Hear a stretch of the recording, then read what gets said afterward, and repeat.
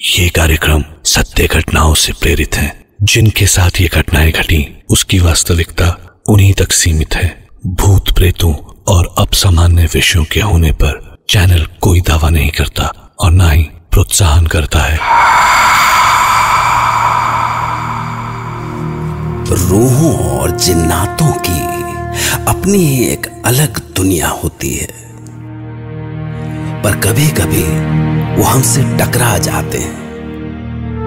तब जब हम जाने या अनजाने उनकी इस अलहदा सी जिंदगी में दखल दे देते हैं और उसका अंजाम खून जमा देने वाला होता है।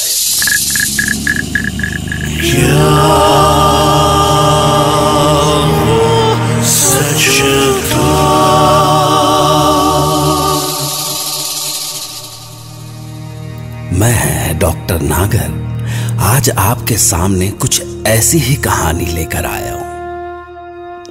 यह कहानी मेरे एक खास दोस्त फरमान की आंखों के सामने घटी। तो चलिए उन्हीं से सुनते हैं उनकी ये आप बीती। जब मैं छोटा था ना, तब मेरे घर में सब मुझे राजा के नाम से बुलाया करते थे। हमारी फैमिली सहारनपुर में रहा करती थी, पर अक्सर गर्मियों की लंबी छुट्टियों में हम हमारी फैमिली के साथ अपने रिश्तेदारों के पास सरसावा चली जाया करते थे। बस वहां पहुंचने के बाद तो हमारा एक ही काम हुआ करता था, सुबह सुबह बैट बॉल लो, निकल जाओ, जम कर क्रिकेट खेलो और फिर दोपहर को खाना खाने के लिए घर लौट आओ। उस दिन भी मैं अपने दोस्त बबलू के साथ निकल पड़ा। मैदान के रास्ते में काफी लंबा यूकेलिप्टस जंगल का एक बहुत बड़ा स्ट्रेच पड़ा करता था। इन्हीं घने पेड़ों के बीच में एक जगह पे गांव वालों का कब्रिस्तान हुआ करता था। वहां सारी कब्रें कच्ची थी, यानी छोटे छोटे टीले जैसी, जिसके बारे में लोग कई तरह तरह की बातें किया करते थे। नेचुरली हमें भी इस कब्रिस्तान से दूर ही रहने के इंस्ट्रक्शंस थे, पर बचपन की मस्ती में बड़े बूढ़ों की बातें कहां समझ में आती है यार। इसलिए शॉर्टकट लेकर हम कब्रिस्तान के बीच में से ही जाया करते थे। उस दोपहर भी हम लोग और दिनों की तरह खेल के उधर से ही लौट रहे थे। जून की दोपहर थी और हवाएं और उनसे उड़ती सूखी पत्तियां अजीब सी आवाजें कर रही थी।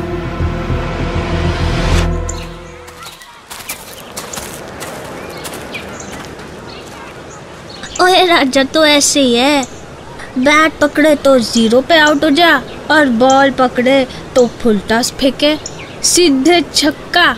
ज्यादा दांत मत ही निकाल, कल 50 मारे थे मैंने, किसी से आउट हुआ क्या मैं? अबे तुक्का लग गया था कल।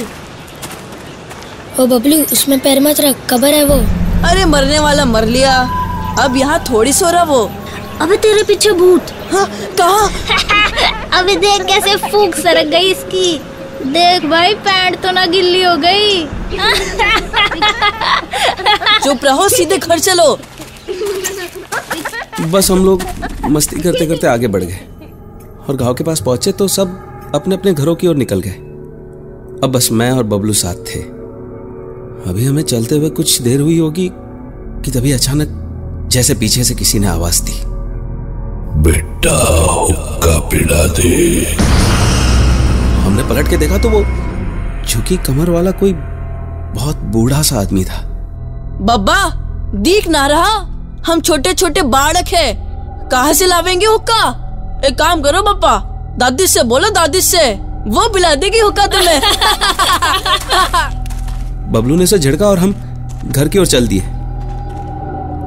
अभी हम कुछ ही कदम आगे बढ़े होंगे कि फिर से वही आवाज सुनाई दी, अरे बेटा हुक्का पिला दे।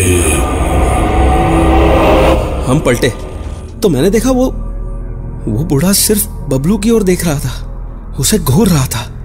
जिस तरह वो उसे देख रहा था मुझे डर लगने लगा। मैंने बबलू से कहा, ओए बबलू तेज चल, मेरे को ना कुछ गड़बड़ लग रही। और फिर हम तेजी से एयरफोर्स की फेंसिंग के नीचे से घुस के गांव की ओर बढ़ गए। पर एक बार फिर से वही आवाज, बेटे हुक्का पिला दे। इस बार तो मेरा बदन ठंडा हो गया। इतना बूढ़ा आदमी जिसकी कमर झुकी हुई है इतनी आसानी से फेंस पार करके कैसे आ गया? और जितनी तेज हम चल रहे थे उसकी बराबरी वो कैसे कर सकता था? मैंने बबलू का हाथ कस के पकड़ा और उसे लगभग खींचता सा गांव की ओर दौड़ पड़ा। अरे क्या हो गया तुझे? बुड्ढे से डर रहा है तू? पीछे मत देख बबलू, ये वही कमल वाला लग रहा है मेरे को। तभी मुझे एहसास हुआ कि जैसे बबलू का हाथ बुरी तरह दब रहा था। बबलू, अरे देखो तो बुखार हो रहा है। कैसा जल रहा है तेरा हाथ? अरे कोई बुखार ना है मुझे। बुखार तो बबलू के पास भी ना फटकता। बबलू चाहे ऊपर से कुछ भी नहीं बोल रहा, पर अब तक वो खुद भी बहुत डर चुका था। मैं जानता था कि वो जो भी है मेरा नहीं बबलू का पीछा कर रहा है, क्योंकि वो सिर्फ बबलू को ही घूर रहा था। मैंने बबलू का बुखार से तपता हुआ हाथ और कस के पकड़ लिया और तय कर लिया कि कुछ भी हो जाए मैं बबलू का हाथ किसी कीमत पर नहीं छोड़ूंगा। और हम घर की ओर लगभग भाग ही रहे थे, पर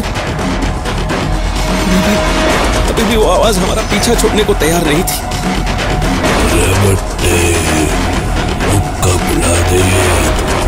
उसके बाद पता नहीं किसी तरह हम अपने घर तक पहुंचे। मैं पागलों की तरह दरवाजा पीट रहा था। मम्मी, चाची, दरवाजा खोलो, मम्मी। राजा, की हुआ तने? तू ऐसा पागल सा क्यों चिल्ला रहा है? वो बुढ़ा पीछा ना छोड़ रहा हमारा। बुढ़ा? कौन बुढ़ा है? कहाँ? मारे को तो ना दिख रहा। अरे वो देखो चाची, खड़ा तो है सही। और इस बार बबलू ने जैसे ही बुड्ढे को देखा वो धड़ाम से गिर गया। बबलू उठ बेटा, बबलू। उसी ने किया है, उसी ने पीछे पड़ा है हमारा। बेटा साफ साफ बोल, कौन पड़ा है? किसने किया? माँ देखना, माँ वो ना खड़ा है। और इस बार जब मैंने पीछे घूमकर देखा तो वो बुड्ढा जैसे 15-20 दिन की सड़ी हुई लाश था। अजीब सी गंध का झोंका आया मेरी नाक में। लगा जैसे मुझे उल्टी हो जाएगी। खून जम गया मेरा। तब तक बबलू की माँ के साथ आस पड़ोस वाले भी आ गए वहां। बबलू की माँ तो बबलू को ऐसे पड़ा देखकर बदहवास रोने लगी। क्या हो गया मेरे बच्चे को? उठ बबलू, बबलू उठ, इधर देख। बबलू, कोई से उठाओ, मेरे बच्चे को देखो क्या हो गया है। बबलू उठ, कोई तो देखो इसे। बबलू, बबलू अपनी माँ की तरफ देख।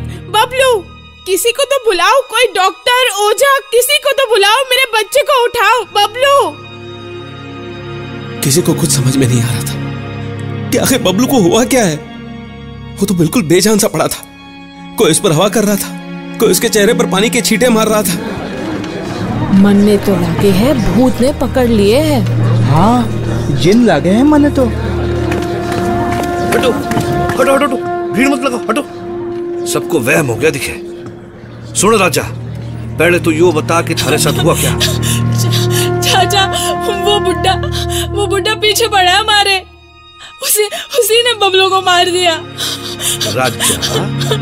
राजा बेटे रो मत, कुछ ना हुआ बबलू को। अच्छा सुन, अब यो बता, वो बुड्ढा तेरे को अब भी दिख रहा? हाँ। अच्छा यो बता कि वो बुड्ढा कहाँ खड़ा है? वो सामने, वो बस बबलू को देख रहा है। उसे बदला ले रहा है वो चाचा। बदला? भाई साहब, यो इसका वहम ना हो सके ना। बात मान मारी, यो वहमना है। तू एक काम कर, जाके करीम हाजी ने बुला ला, जाके जा भाग के जा। जी अच्छा। और तू खड़ी यहाँ क्या मुंह ताकरी मारा? जाके भीतर से 4 पाई लिया जा। ये अजीब बात थी कि वो सड़ा गला बुढ़ा सिर्फ मुझे दिख रहा था और उसके बदन से आने वाली सड़न भी मुझे को महसूस हो रही थी। उन्होंने 4 पाई लेकर बबलू को उस पर लिटाया था कि सामने से सामने से कलीम हाजी हमारी ओर भागते हुए नजर आए और अभी वो हमारी ओर भाग ही रहे थे कि तभी ऐसे लगा जैसे जैसे उन्हें जोर का झटका लगा और वो बस गिरते गिरते बचे। पर वो जल्दी ही संभल गए और उन्होंने तुरंत अपने झूले में से एक तावीज निकाला और कुछ बड़बड़ाने लगे। मैं समझ गया कि उन्होंने बुढ़े को देख लिया है, क्योंकि वो लगातार उसी की ओर देखकर बड़बड़ा रहे थे। तभी वो बुढ़ा अजीब सी आवाजें निकालने लगा। इस पे कलीम हाजी चिल्लाए, कौन है तू? कहां से आया है तू?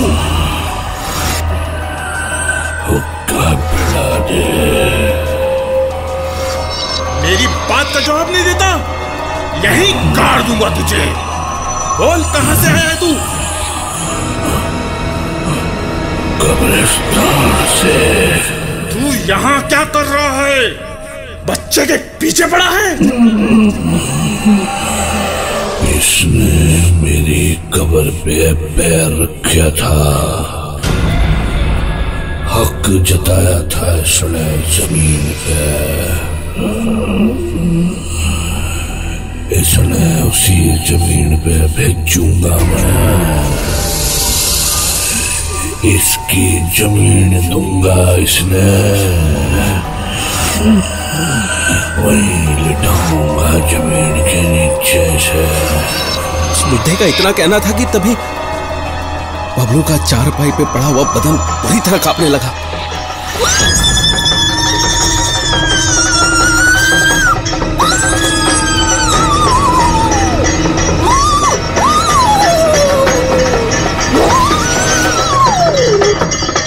और तभी कलीम हाजी ने जोर जोर से चैंटिंग शुरू कर दी। जैसे जैसे वो बड़बड़ाते जा रहे थे, बुढ़ा गुस्से से जानवरों सी आवाजें निकालने लगा।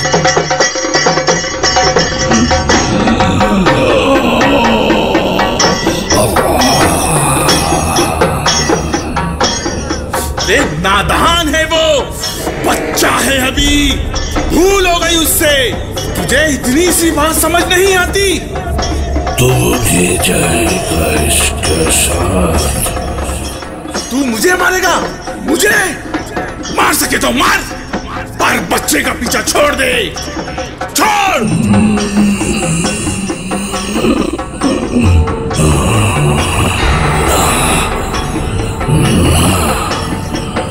उसको तो मैं उसकी जमीन दिलाऊंगा, उसको ना छोड़ कर जाऊंगा मैं ना।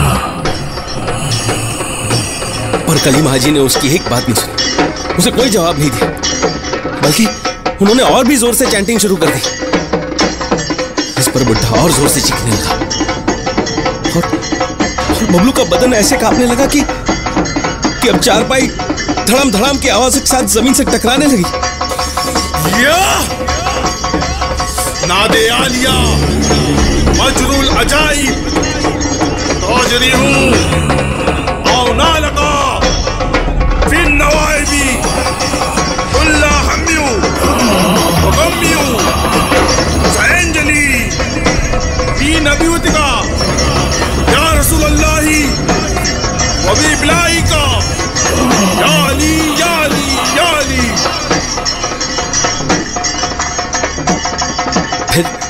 फिर कलीम हाजी वैसे ही बड़बड़ाते हुए उसकी ओर बढ़े और उन्होंने उसकी ओर फूंका।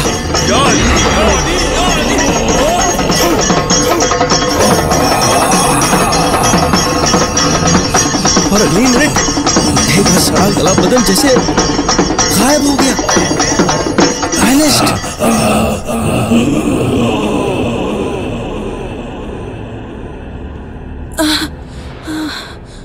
और तभी बबलू का कांपना भी बंद हो गया और वो दर्द से कराने लगा। मम्मी, माँ। ओ हाजी चचा, चला गया कि था कौन वो? चला गया वो, पर आज के बाद कोई मत जाना वहां।